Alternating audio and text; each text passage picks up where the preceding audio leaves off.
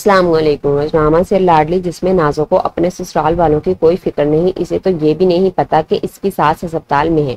जब सुंदस ने बताया कि रोहान की कॉल आई थी, इसकी वालदा अस्पताल में है, तो नाज़ो सुंदस से यही कहती है कि घर के मर्द कम थे जो अब आपने रोहान को भी मुतासिर करना शुरू कर दिया। इस बात पर सुंदस को भी गुस्सा आ गया, इसलिए वो नाज़ो को बहुत बातें सुनाती है। इतने में वहाँ उमर भी आ गया।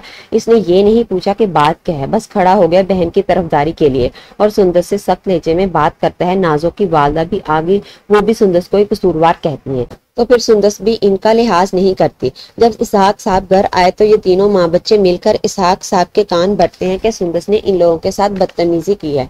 तो इसहाक साहब यही पूछेंगे कि वजह क्या थी, तो नाज़ो ने जो सच था वो बता दिया कि रोहान की अम्मी अस्पताल में है और रोहान ने मुझे कॉल करने की बजाय सुंदस आपी को फोन कर दिया। ये सुनकर इसहाक साहब परेशान हो गए कि क्या हुआ रोहान की अम्मी को, और नाज़ो को यही कहते हैं कि इसे फोन करके पूछो। तो नाज़ो जिद लेकर बैठ गई कि नहीं, पहले आप सुंदस आपी को बुलाकर पूछे, मेरे सामने डांटे, फिर ही मैं कॉल करूंगी।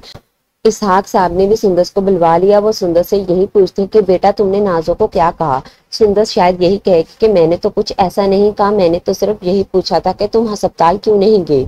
तो नाज़ो सब कुछ अपने अब्बा को खुद ही बताने लग गए कि इन्होंने मुझे क्या कुछ कहा था। तो सुंदस आगे से यही कहती है कि ये तो वो है जो तुम बता रही हो कि मैंने कहा है, तुम वो बताओ जो तुमने, ताई अम्मी ने और उमर ने मुझे कहा। अब शायद इसहाक साहब इस मामले को इसी तरह खत्म करेंगे कि छोड़ो सब बातें और अस्पताल जाते हैं, पता नहीं रोहान की वालदा कैसी होंगी। वहां जाकर जब पता चलेगा कि रोहान की वालदा का ऑपरेशन है तो सुबात बेगम हैरानी से नाज़ो से यही सवाल करती है कि इतना बड़ा और महंगा ऑपरेशन ये लोग कैसे करवाएंगे। तो नाज़ो यही कहती है कि अच्छा है ना, अब्बा जी को एहसान करने दे, जितना ये एहसानों के तले दबा रहेगा उतना आपकी बेटी के सामने झुका रहेगा। लेकिन शायद रोहान ऑपरेशन के लिए इन लोगों का एहसान नहीं लेगा, या फिर ये भी हो सकता है कि वो इन लोगों से उधार पैसे ले ले और ऑपरेशन के बाद भी इसकी वालदा ठीक ना हो और इनकी डेथ हो जाए।